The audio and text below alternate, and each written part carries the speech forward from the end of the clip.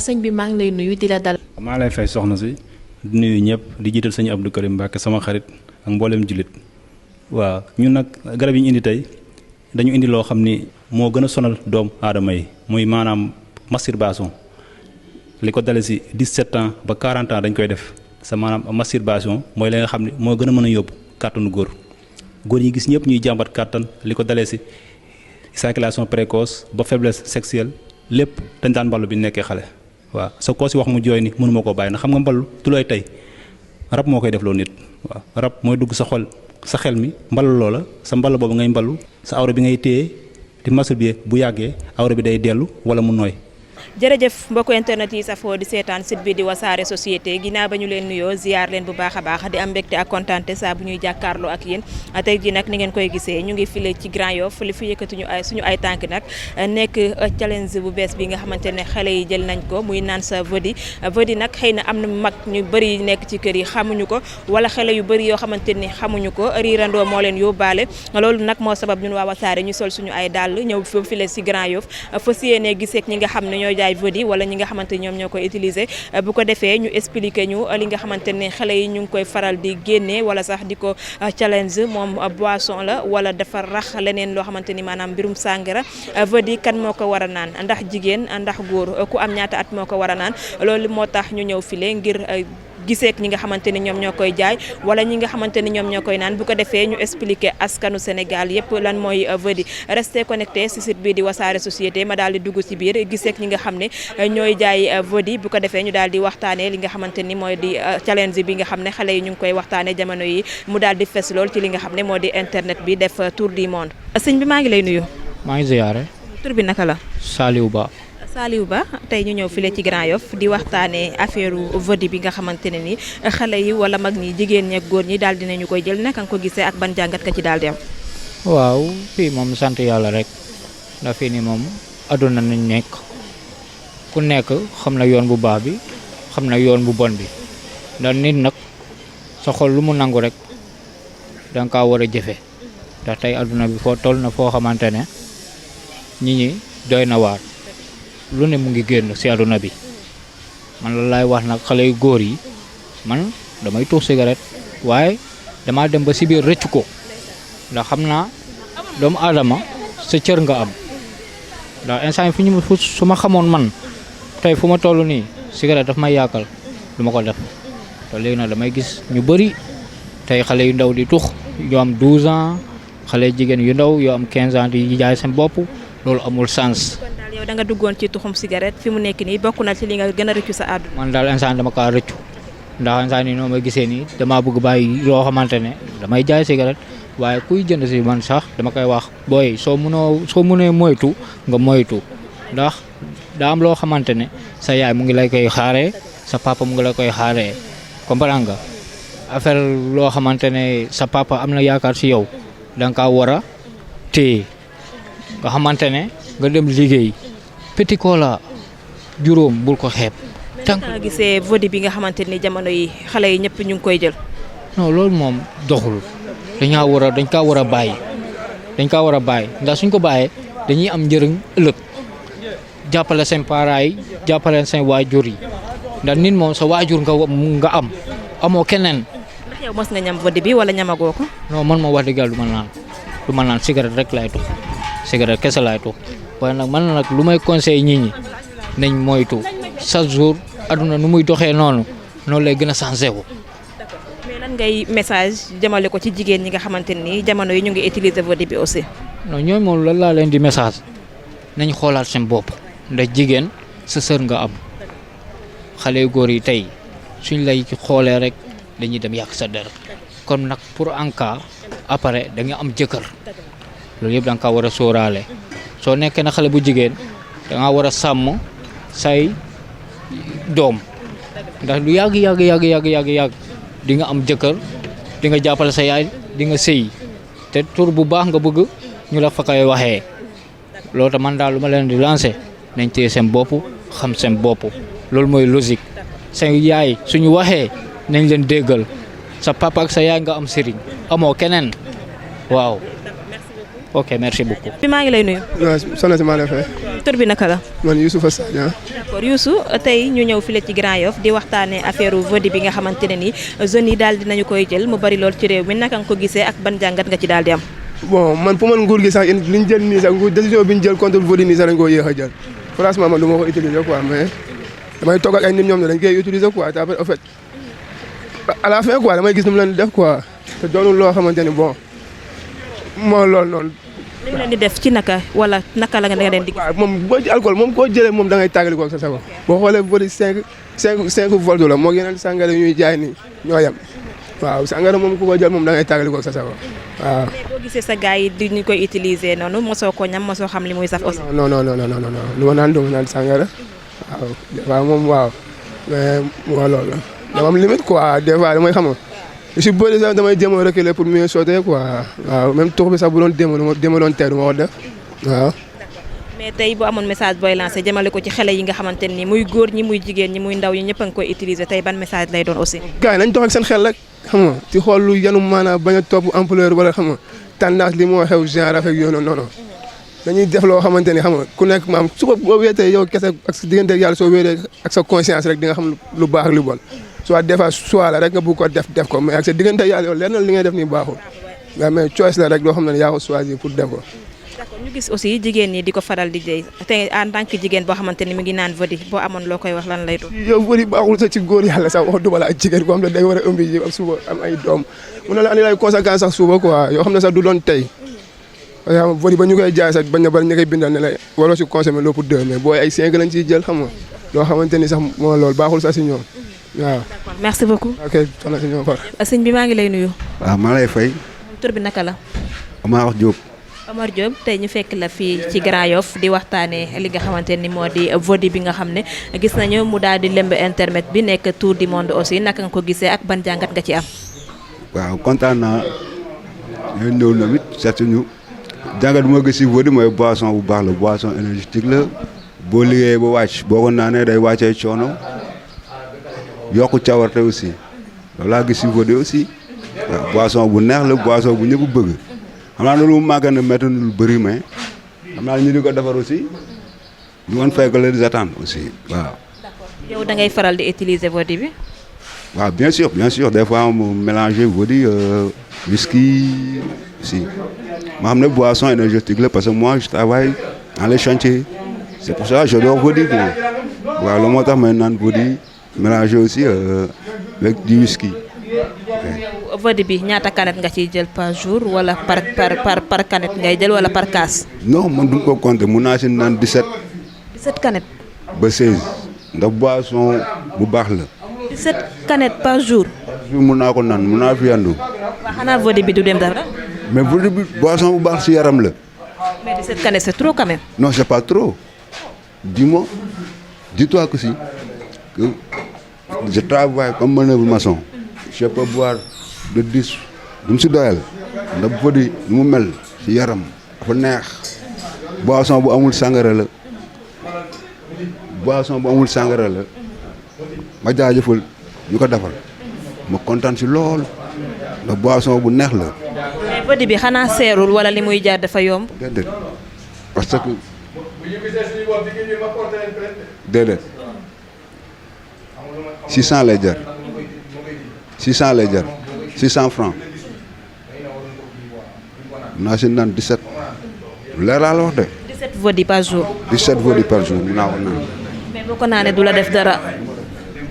lu dul yokk ma cawarte yokk sama mentalité. mais yow mi nga xamante ni da ngay jël 17 Vody par jour jamono yi gis nañ ne Vody bi amatul gis naa ay gérants yu bëri yoo xamante ne nii nee na ñoom amatuñ ko yéen ñi nga xamante ni yéen a ko doon naan jamono yi ko naka ngeen koy dundee. waaw bien sûr ñoom lu ñu wax dëgg la c'est parce que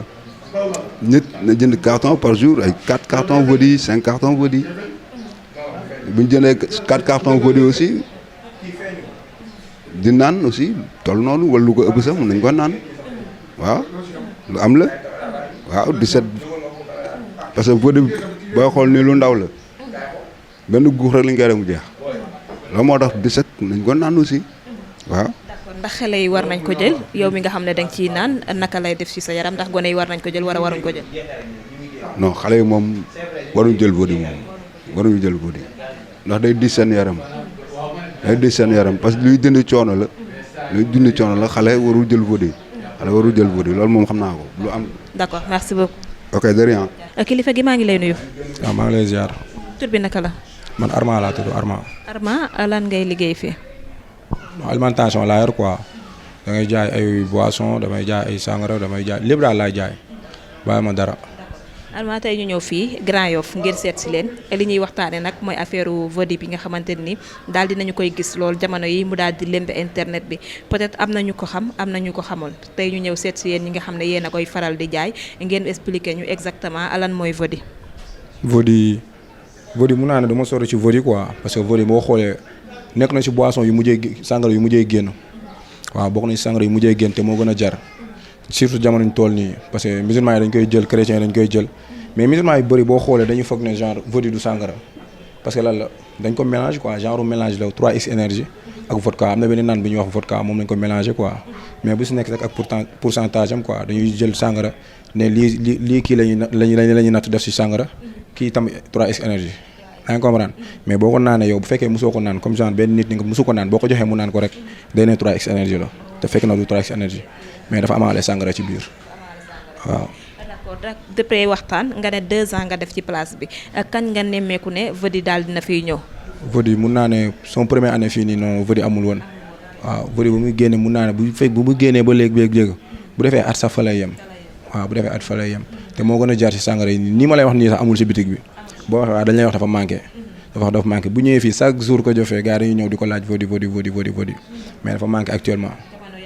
waaw jamono tey amatul moom wax dëgg yàlla dafa raar. ndax sangara bi nga xamante ni moom la ñuy wax Vody ñëpp a ko war a naan wala am na ñoo xam ne war nañ ko naan ak ñu ko warul naan aussi. non Vody nekkul ñëpp a ko war a naan nag de surtout côté musulman yi waaw sangara la de sangara pour musulman yi koy naan ñu xam ne sangara la waaw mais boo ko gisee nag buñ la ko joxee nga naan wala mosoo ko naan boo ko naanee boo reppee da ngay ñëw jëndaat parce que tellement dafa neex man moom pour dire vrai man du ma naan sangara damay jaay maa ngi koy liggéey te du ma ko naan def naa 2 ans mosul tegu sama laamin mais Vody bi ngay gis sax dama koy naan waaw te def naa 2 ans si liggéey bi sangara musul tegu sama gémmiñ lii may jaay ne du tegu sama gémmiñ mais Vody bu mu génnee ba léegi lu mu déree maanaam dinaa si naan comme nit mun na ko jënd nii doo ma si def sama xaalis nag wax dëgg yàlla mais nit mun na si jënd nii ma ne ko may ma tuuti ma si kaas tuuti ma naan ma jox ko mais du ma ci naan noonu parce que dafa baaxul quoi loolu mun na la commencé loo naan sangara comprendre nga boo ko tàmmee bu yàgg da ngay naan sangara moo tax quoi waaw. gis ne xale yu ndaw yu aussi yenn saa yi dañu koy faral di fowee ndax baax na xale di ko utiliser wala. non baaxul de wax dëgg yàlla baaxul de waaw loolu moom mun naa ko wax tamit baaxul. ci côté jigéen ñi aussi ndax ñoom war nañ ko naan wala waruñu ko naan aussi ndax war am na limite ci seen côté. baaxul même côté jigéen baaxul man lu ma gën a bañ sama àdduna xam nga mooy leen jigéen buy naan sangara man bëgguma ko loolu dafa ëpp man sama soxna benn jigéen du naan sangara waaw loolu rek laa am lu may wax waaw. d'accord ci 1 an yooyu kon Vody bi mu commencé nii xale yi di ko challenge di ko jënd. ok jërëjëf mbokku internet yi comme ni ma leen ko waxee bi may door sama présentation rek tey ñu ngi file ci Grand Yoff ci si koo xamante ni moo géré bar bi nga xam ne moom moo fi nekk ñu fas yéene nag waxtaanee ci boisson bi wala sax ci li nga xam ne ñu ngi koy wax Vody aussi mu daal di lembe lool li nga xamante ni moo di internet bi loolu sabab ñun waa Wassare ñu def si ay tànk ngir mën a xam Vody moom lan la ndax boisson la kan moo ko war a utiliser ak kan moo ko warul utiliser dañuy bàyyi kilifa gi nga xam ne moom la ñu toogal rek bu ko defee mu daal di nuyoo présenté waale en même temps ñu daal di xoos dugg ci waxtaan bi sëñ bi ñu ngi lay nuyu. maa ngi leen di fay voilà maa ngi tudd Formose Mendy di gérant bar chez Henriette et en même temps grossiste dépositaire donc maa ngi leen di sant bu baax a baax ci voilà déplacement bi ci leerlu bi donc di nuyu en même temps seen internautes yi nga xam ne ñu ngi leen di suivre à travers les réseaux sociaux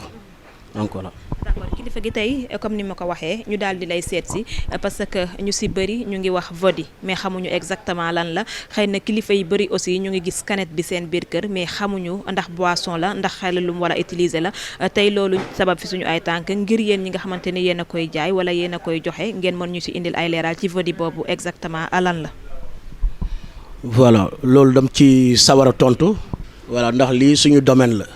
donc ku ci nekk rek yàlla tey daa am li nga xam ne loolu la dénk nga ciy yëngu donc naa ci sawar trop pour tontu leen ci loolu noonu avant tout donc alcool fépp foo dem ci àdduna bi dañuy aye xale bu koy jëfandikoo maanaam soo amul 18 ans rek amoo droit jëfandikoo te itam amul kenn ku am sañ-sañ war laa yónni nga dem jënd ji ko waaw loolu moom loi da ko dàq déjà. Donc pour ñëw tuuti ci volet bi rek c'est vrai que voilà man je ne suis pas trop internaute donc souvent damay concentré ci liggéey bi donc voilà mais donc depuis quelque temps quand même donc voilà dégg naa ay écho donc volet bi nu muy lëmbay dëkk bi ak voilà des fois nga gis xale yi di si foo ñii di si def ay genre voilà ay genre TikTok voilà di si def ay fecc affaire yu mel noonu quoi donc c'est tout à fait naturel hein parce que boo xoolee jamono ji de léeg-léeg sax mooy laaj xale yi di def genre affaire yu mel noonu mais ñun en tout cas dañ ko rafetlu ñu ko quand même parce que da ngay gis ay xale yi nga xam ne donc ils ont moins de 18 ans quand même ñu koy consommer ñun ay responsable lañ ay père de famille du ñu neex tam su ma gisoon tey sama doom malgré dama koy jaay du ma neex tam tey ma gisoon sama doom di koy jëfandikoo parce que nekkul li nga xam ne tey voilà suñu charte réew da ko waaw da ko digal wala da ko nangu donc loolu nekkul vraiment li nga xam ne dañ koy rafetlu ñu koy ñaawlu bu baax a baax ci bépp nu mu mënta mel daal. maanaam exactement li sénégalais yi bëgg a xam mooy question bi lan mooy Vody exact. waaw Vody c'est une boisson allemande quand même allemand yi ñoo moom marque bi quand même donc am société yi nga xam ne ñu ngi fi nekk fii au Sénégal di koy importer di ñu koy jaay ñun tam ñun ñu koy distribuer. donc noonu la dafa nekk benn boisson énergisant bi nga xam ne donc dafa am ànd en même temps ak vodka donc ku xam vodka rek xam ne donc vodka c'est de l'alcool quand même donc dafa nekk boisson énergisant bi nga xam ne en même temps dafa ànd ak alcool donc mu am par degré mais si je me trompe donc voilà ñun donc Vody bi nga xam ne moom moo dugg si fii Sénégal c'est 5.9 donc maanaam motul sax 6 degrés voilà c'est 5.9 mooy bi nga xam ne tey moo nekk fii au Sénégal moom la ñu fiy gis ñuy jaay donc daanaka dans la sous-région da ngay gis yi nga xam ne tey donc day ëpp volume yooyu noonu am na ñu am ay 8 degrés ainsi de suite quoi donc parce que boo xoolee alcool bi nuñ koy importation yi plus taux alcool bi di élevé plus ngay fay plus de dédouanement par exemple si boo xoolee yenn canettes yi nga xam ne donc c'est des canettes de 5% foofu noonu dañu homologué prix ba nga xam ne tey ku ci mënta nekk rek boo defee importation ay canettes yi nga xam ne c'est des canettes jusqu'à 5 degrés am na li ngay fay si ça dépasse les 5 degrés aussi tam am na li nga xam ne da nga koy teg fay ay taxes supplémentaires donc c'est pour voilà ne pas encourager les gens trop à consommer les boissons de voilà de haute de grande kii volume d'alcool quand même donc plus volume bi di yéeg rek mu nekk li nga xam ne xëy na day sonal nit ñi mais Vody bi à mon avis bu fekkee tey ñi ko waroon jëfandikoo ñoo koy jëfandikoo te xale yu laalu ñu ko sax du sonal kenn. ñan nga xalaat ne ñoom ñoo war a jëfandikoo Vody bi. waaw Vody bi boo xoolee donc daanaka rek képp ku nekk majeur rek te mu leer na nga yow voilà sa santé permettre la nga naan alcool donc man je ne vois pas le mal hein, quand même parce que tey boo xoolee fii y a des vins yi nga xam ne ça fait ay 12 degrés 13 degrés ñu ngay jaay fii si dëkk bi donc malheureusement nag xam nga comme Vody bi nu mu accessible woon canette bi ndaw donc xale yi donc dañ koy jàppee c'est comme les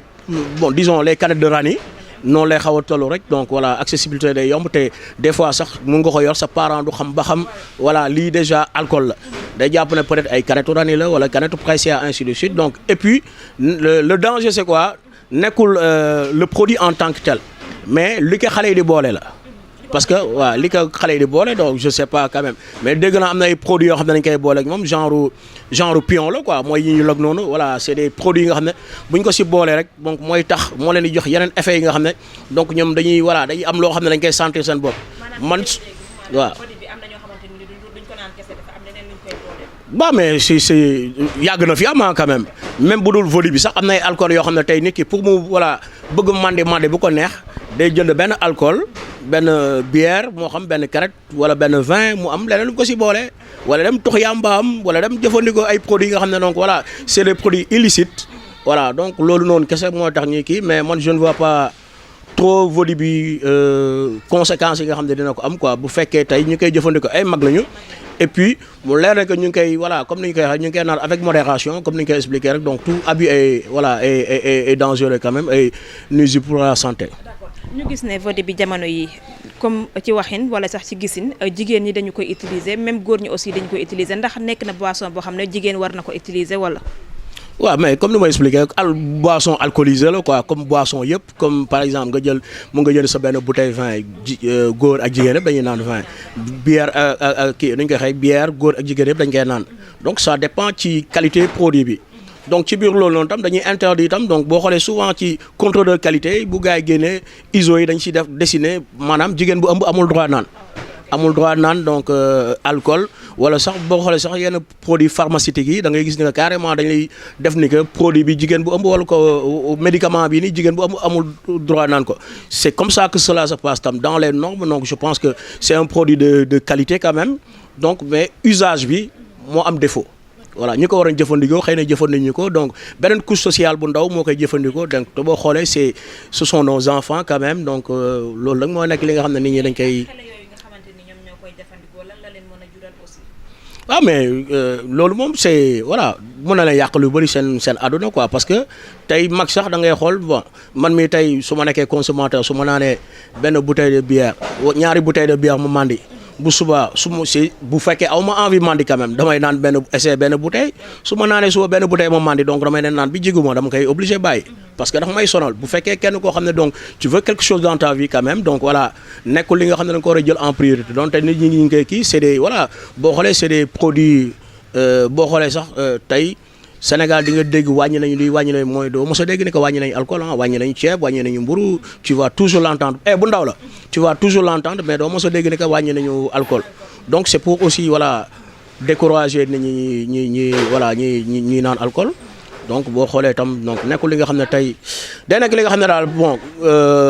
grosso modo day yàqal xale bi quoi waaw day yàqal xale bi.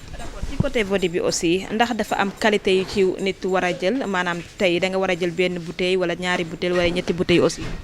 waaw loolu ça dépend si nit ki rek quoi donc boo déggee léeg-léeg ñu ne overdose wala naan na loo xam ne xam nga lekk ba fër sax baaxul waaw da ngay lekk lu yem mu leer ne que tey boo jógee fi nga toog di nga mën jóg dox say soxla mais boo lekkee nag bon ba mënatoo jóg loolu tam baakaar la quoi donc c'est ni ñu koy waxee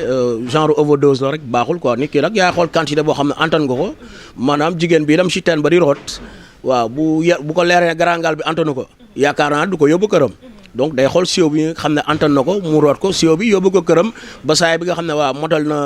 voilà kii ni ñu koy waxee li nga xam ne moom la bëgg a root mais en tout cas moom voilà amul quantité ça dépend ci nit ki voilà nu mu koy jëfandikoo. d'accord ñu gis ne aussi mu nekk. maanaam challenge ci réseaux sociaux yi maanaam vodi naan sa vodi boobaak léegi ndax yéen ñi nga xamante ne day jaaykat yi ci côté vodi bi yéen a ngi ciy gis seen bopp ndax amatina wala. bon je pense que depuis boobu coole ba mu amee quand même donc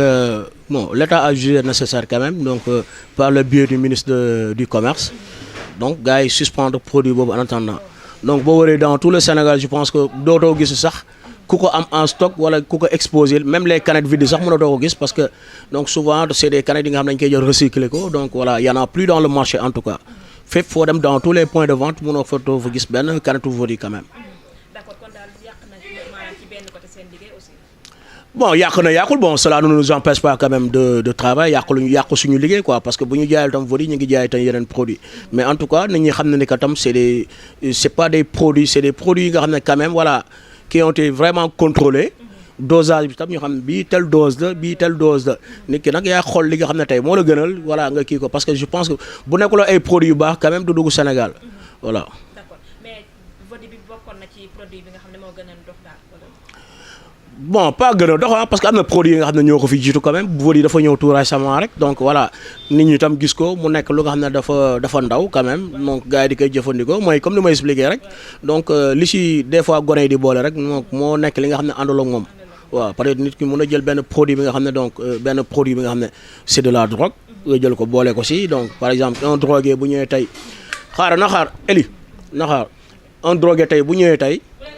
un drogué tey bu ñëwee jël vodi wala jël leneen boole ko ci après voilà ay yeneen sensation lay am quoi donc loolu noonu. d'accord ñu ngi lay jaajëfal bu baax a baax baal ma fàttali ma tur. Formose Mendy. bar chez Henriette en même temps dépositaire fii à Grand Yoff. d'accord merci beaucoup. ok jërë ngeen jëf.